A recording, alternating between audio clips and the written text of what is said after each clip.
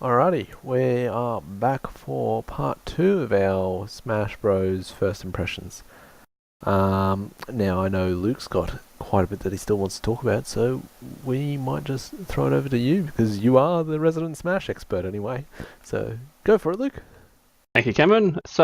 One of the things I touched on in the last video, which I'd like to just add a little bit to before we get into the spirits, um, was the classic mode. Now, one thing I discussed was the fact that they reintroduced the intensity mode, but one of the things that you find out as you get toward the end of your classic mode is obviously the reintroduction of our classic Master and Crazy Hand. Now, back in the earlier versions of our Smash, and I'll use Melee and Brawl as my examples because they're the last ones I've recently played. Um, the two hands had a variety of abilities that were both unique to each of them, as well as ones that were exclusive as combos that they could do when the both of them were still up. One of the things I encountered going through Classic mode the first time was just how varied the abilities are they've added to both of their repertoires for single use, but as well as that, how fluid the two of them are now in doing their combos, where at stages you can look at the two characters and think, oh yeah, they're about to do two single moves, I'll just dodge the first one and attack the second. Then all of a sudden, the two of them without warning will just start working in a combo. Whereas in your Brawl and Melee days, it used to be very obvious that the other one would either give a gesture or taunt the other one, and that would instigate, okay, they're doing a combo move, I only have to dodge one of them, and then the other one will be wide open. This time around, the two of them can switch between instantly doing their own single moves, or while one's doing a single move, the other one can gesture it to quickly end its move and finish off with a combo, catching you off guard. Now, the two of them have their own two independent health pools, which you have to get down at various rates. But one of the problems that I encountered when I first did it was in classic mode, you only have the one life. You can't have multiple stocks like in previous ones, and you can just keep going and think, okay, I can die this time in my last race because I still have my 5 stocks more with classic mode. I can't recall if Brawl was any different. I don't believe it was. And that makes it very difficult because although there's a currency system and a ticket system to revive yourself, with the nice part being that it puts you right back to where you were. You can, with the enemy's health, basically you just get revived in the spot and say, have another go. In my first encounter with the Master and Crazy Hand, I'd had 2 deaths, and the second one was unfortunate because I only had one hit away from finishing the Crazy Hand.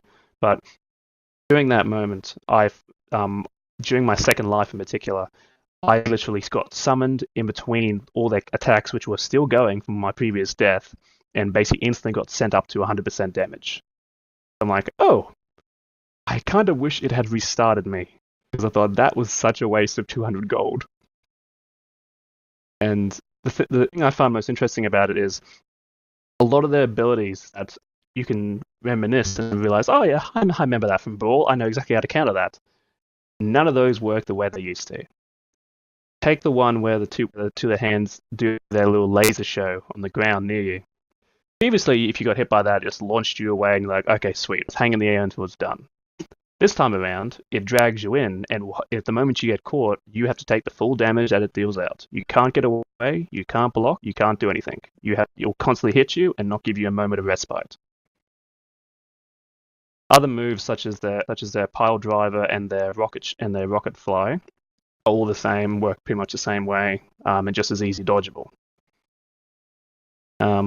But the point I'm trying to get across to it is, similar to the last video where we talked about how dynamic the combat system is in just Smash alone, Nintendo has really gone up and beyond and added a whole variety of new abilities to their main bosses or their sub-bosses in their games, which, although they differ again with the intensity level, are still a huge challenge even for a first-time player, because even after fighting them 3 times, I'm almost certain that I have not seen all their abilities yet. And that's not even counting the fact that usually, and true Smash form, if you beat one of them before the other one and leave them alive for an extended period of time, they typically have signature trump cards which they will unleash upon you just to quickly finish you off. and I haven't got to see any of those yet, so I'm a bit concerned as to what would happen. So that in a nutshell is classic mode. Now let's have a quick talk about spirits. Spirits in this game are replacing what in the previous game used to be your equipment items for like your Mii characters or what you could put into your Smash characters to give them a little bit of oomph or to add that little special dynamic to what was either a traditional fight or a powered up fight.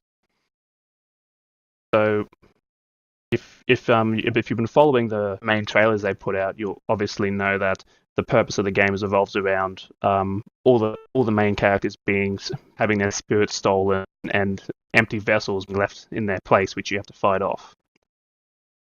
In the Spirit Arcade, you can choose to go on certain ranks of these spirits under special conditions, and by winning them, you can obtain spirits.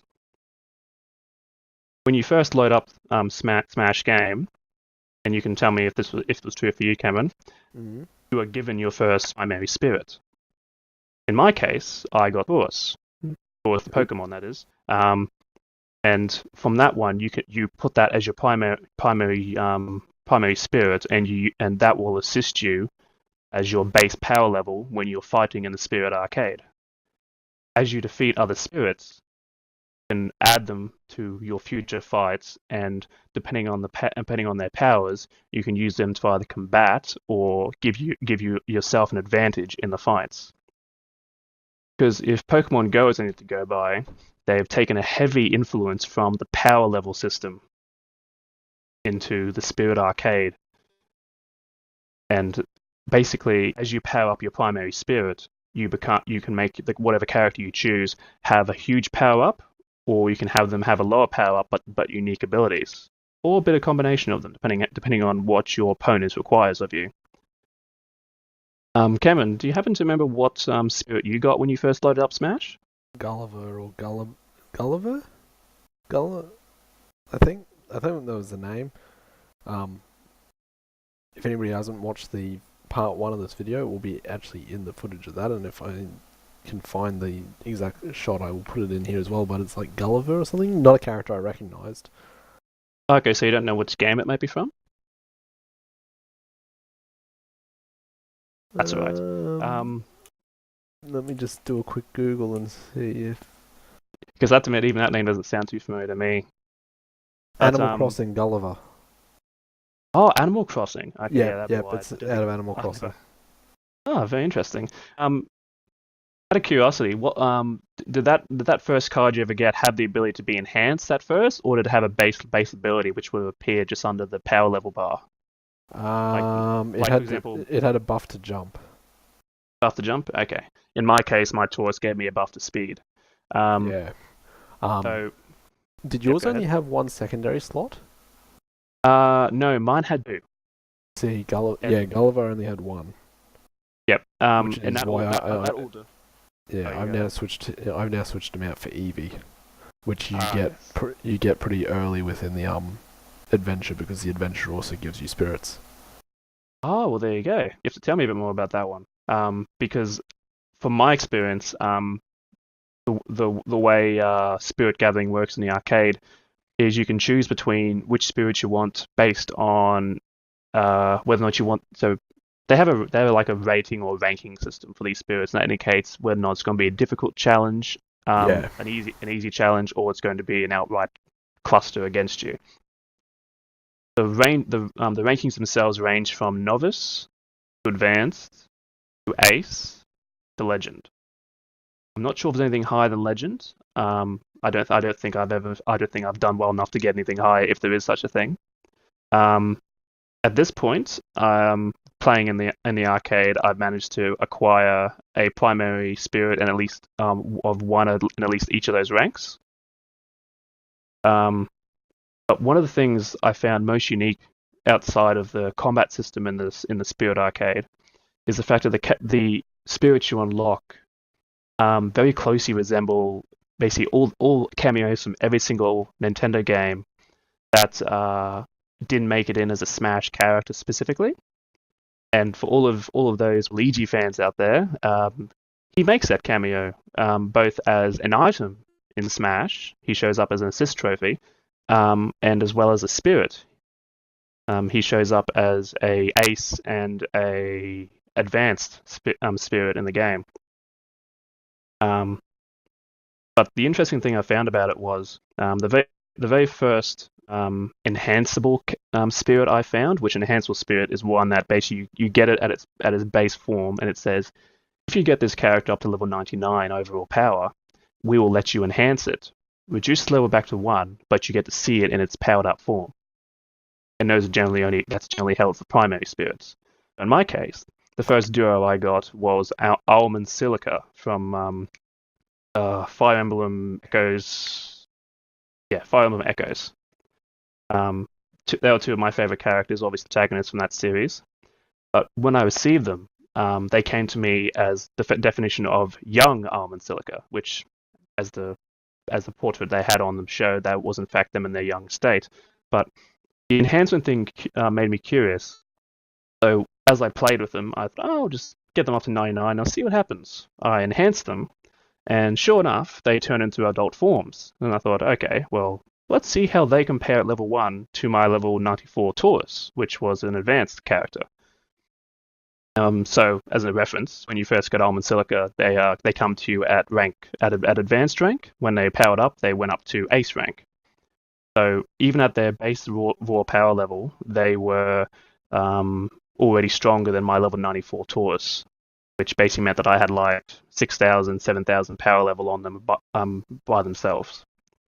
I then worked them up to level 80, and by that point they had 8,500 power level. No real special abilities to be had, but the raw power level itself meant that I could then take on single-handedly ace challenge level spirits without much difficulty. Legend was still a bit out of my grasp, but that's another tale. But the interesting thing about it is, when you try to take on high-level spirits, the game typically tries to put a bit of imbalance between you and them by throwing in certain stage effects. To this point, I have not had the luxury of beating any of the legendary ranked spirits, and the main reason for that is the very first legendary one I came across was Pyrrha, which I think Nick will probably recognize. Pyrrha, Pyra, or the two, however you want to pronounce it. Nick, do you remember Rex from Xenoblade Chronicles X? Yeah. Do you remember his spirit sword Pyra? He was a flame spirit. Vaguely, yeah.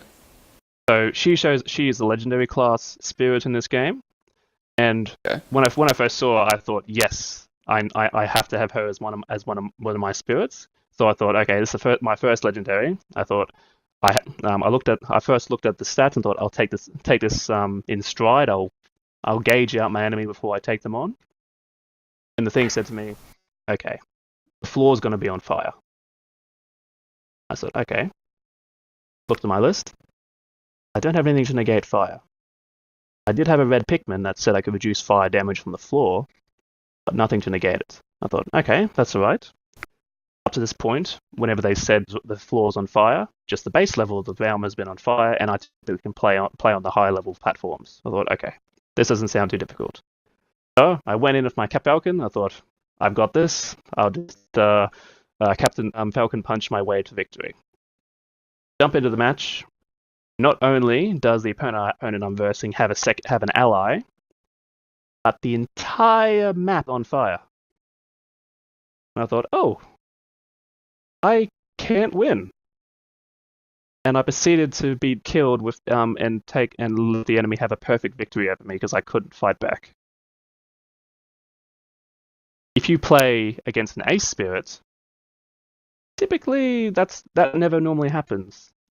So what I like, I suppose, about this was I didn't take it badly. I actually rather enjoyed the loss, which probably sounds like a strange thing to say, but the thing I liked about the Spirit Arcade and much of what the Smash series is so far for the Ultimate game is that difficulty curve, again, shows very prominently in how you go from versing novice class enemies all the way up to versing legendaries.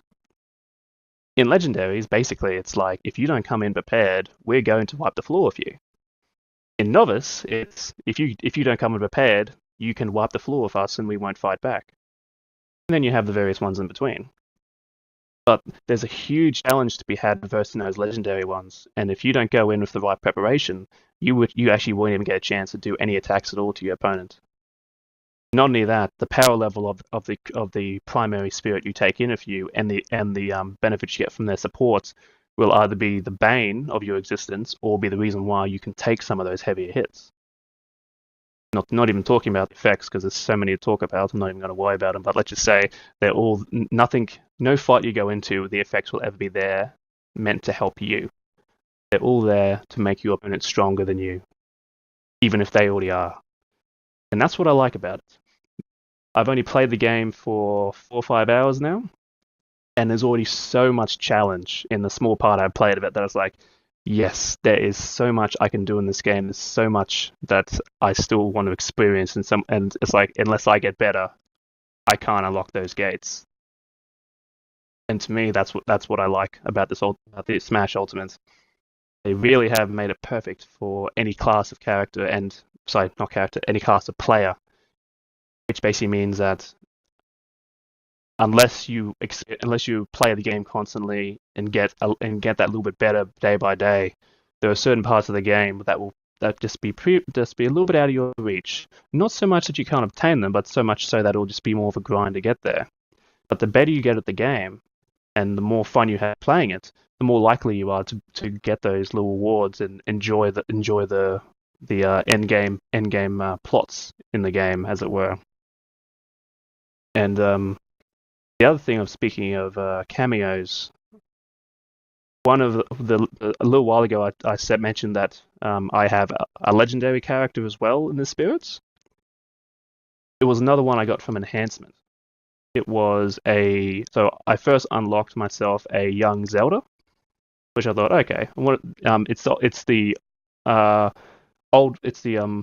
older asset of Zelda, not the new one that we have in the game, but the ones that we've seen in the previous games. And it said it will enhance the 99. I thought, okay, it's only advanced character. I wasn't expecting it to be anything better than what Alm and Silica were.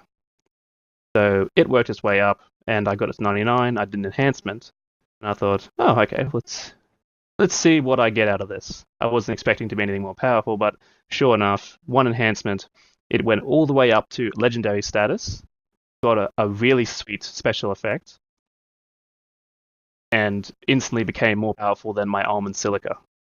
And it was only about level 30 by the time it beat them for power at level 80. So I'm still working my way up on that character, but as I was saying before, that itself is a way of experiencing the different tiers of the game. Now that I have that legendary with me, I can actually take on some of those legendary challenges. But of course, there's still that one roadblock. I still need to beat what the environmental hazards they put in my way. So even though I think now to myself, I've gone that extra notch higher, the game has said, no, you've beaten one of our hurdles, but we've placed many more in your path that, depending on how you approach them, you are either going to wipe the floor of our enemy, or we're going to wipe the floor of you. And that, to me, is I'm really loving this game at the moment. And to be honest, I'm actually keen to get in and play it again.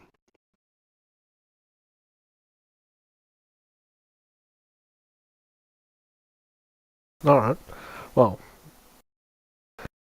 I can't offer an awful lot in how the Smash Bros. Games sit, but from what I played of Brawl, this is definitely clicking a lot more than Brawl did. I stopped playing Brawl because I honestly actually wasn't that much of a fan. Was there anything particular that turned you off?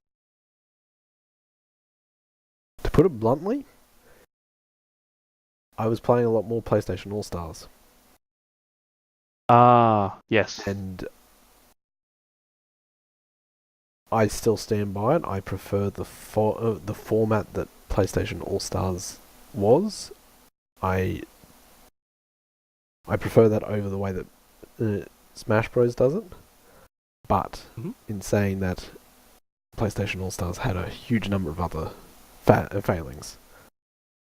But yeah, at the time I was playing a lot more of that as the like console fighter or like big brawl fighter style game, and Smash Bros just wasn't clicking for me to knock it out. Yeah, I can understand that. And that's the thing too. That's the sort of stuff I've tried to take on board and improve with the Smash Ultimate. And if you yourself were to play the Smash Ultimate and automatically know, yes, this is better than what you did for the Brawl, then in a way that they've met some of those expectations. Well, not they've met all of them as a different story. But if you play the game now and you think to yourself, okay, if this is what Brawl would have been, I probably would have chosen this over my other game. Then in a way, then they met your expectations. So would you say that's I still the don't, case now? Or are there still I a few don't know if I things would. that you reserved? I don't know if that would have been the case. It's a very different environment now. Simply put, as far as I'm concerned, right now there is no competition to Smash Bros. Ultimate. It's Smash Bros. Ultimate, or you don't play that type of fighting game. Very true. In saying that, to me it is a very strong entry, and even if there was some competition, it would have to be strong competition for it to pose any risk to Smash Bros. But yeah, I'm enjoying this one, and I think it's also just I'm someone that for fighting games prefers a cohesive and straightforward single player to be able to get into it. And so far, this one's been offering it, whereas I didn't feel that with Brawl. No, and I think that makes sense too because in a way, Brawl wasn't a huge step away from the counterpart that was its predecessor, Melee. There were a few minor changes between them, but realistically, the two of them could almost be seen as relatively the same game. Yeah. Nick, just a little while ago, I said to you that one of the things I like most about this new Smash Ultimate is the variety of cameos we have from different games. Yeah. I don't know if you, I don't think you were watching it today, but one of the announcements they made at the Game Awards for Smash specifically was that they're actually introducing Persona 5's Joker into the roster as of Challenger Pack 1. Yeah, I did read a bit about it. I have to admit, I'm really excited for that. Almost like, assuming they give the character the right sort of moveset that I believe feels right for them, that would probably be my go-to character. But overall, I've been really impressed with the number of characters that they put into the game. Even though it doesn't appear it at first, most of the cameos that you probably would really be hyped to see actually can be found in the Spirit Arcade. Because as I was saying a little while ago, the whole point of the Smash Ultimate is to basically recapture the spirits and give them back after the Master Hands, and I'm not even sure how the storyline goes, but that floating thing takes them away. Basically, any character that didn't make the roster of so many characters they already have in the Smash game, I've lost count of how many they're actually adding and how many there actually are at this point. Was it? We're not going to worry about it. Pretty much any character that didn't make it, so pretty much everyone plus Luigi. There's 72 characters on the cover. There you go. 72 characters on the cover, minus Luigi. All appear as spirits in some form or another. I don't know if that could be a future indicator to anyone you don't find as spirits being ones that could be potential leaks to what they may later bring into the game. Who can say? But all the same, I've every time I see one of those characters make a cameo as a spirit, I'm always like, okay, don't even care what else is here. I'm going for that one because that was one of my favorite games. Just another reason for people to get hooked into Smash is being able to take their favorite characters as spirits and basically say, yes, you're my favorite game. I want you at my side when I beat this boss. Just a little added benefit, a little something you can take with you and run with in the game, and that's what I like. All that nostalgia.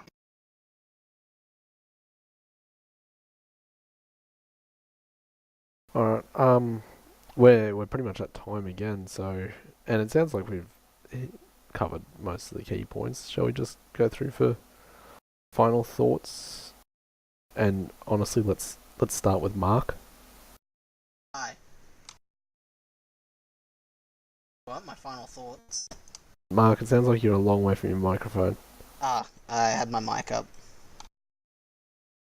Hello. Yeah, Yes, Mark. hello. Yeah, we can hear you now. What's up? You want my final thoughts? Yeah. My final thoughts is I haven't played a Super Smash Bros. Since Nintendo 64, and the game modes were one player and verse mode, so I'm completely lost on whatever Luke's saying.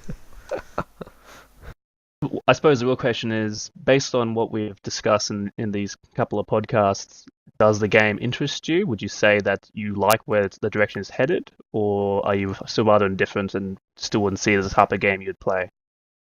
I mean, it just sounds like you've overcomplicated everything, and there's all sorts of different modes and spirits, and I don't know, yeah, it sounds very complicated. Mark's a simple man.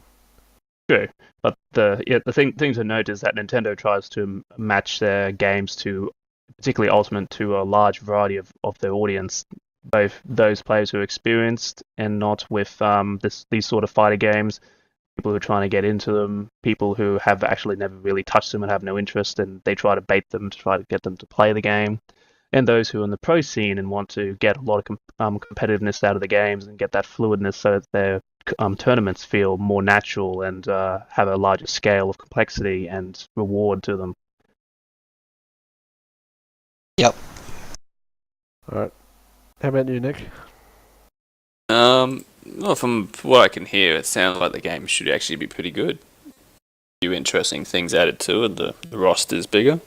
Without having played any of it, I'm looking forward to playing it. To be entirely fair, your opinion will probably change next time you come around my place. Because you'll probably get a chance to actually play it. Yeah, so I'd say that'll probably be a big thing. But no, I'm looking forward to it. I think it should be a fun game. And I mean, I've been talking for a lot of this one, so people probably know my opinion already. But I was like, do you have a closing statement, Luke? my closing statement is Summarize everything I have just said. I would like to repeat. repeat everything I have just said. Nah, as soon as this podcast's over, I'm going to Smash. Simple as that. And come back for part 3. Well, let's face it, I haven't done everything in the game yet. There may be more for me to talk about. Well, to be fair, if you look at our normal review format, we probably will end up doing a part 3 once everybody's had a chance to play more of it and develop deeper thoughts. Yes, or in the case of yourself and Nick, one of you lose so badly that you come on here and complain. Don't be that guy. I won't be able to be on. I won't be able to do this talk at the same time as Cameron if I lose.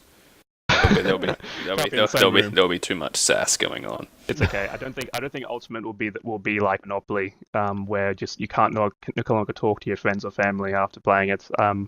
Ultimate's pretty kind to everyone. Matches can go either way. Yeah. Well, I gotta admit, my thoughts are probably best summed up of this is the first Smash Bros that I'm actually feeling like I'll be able to get into.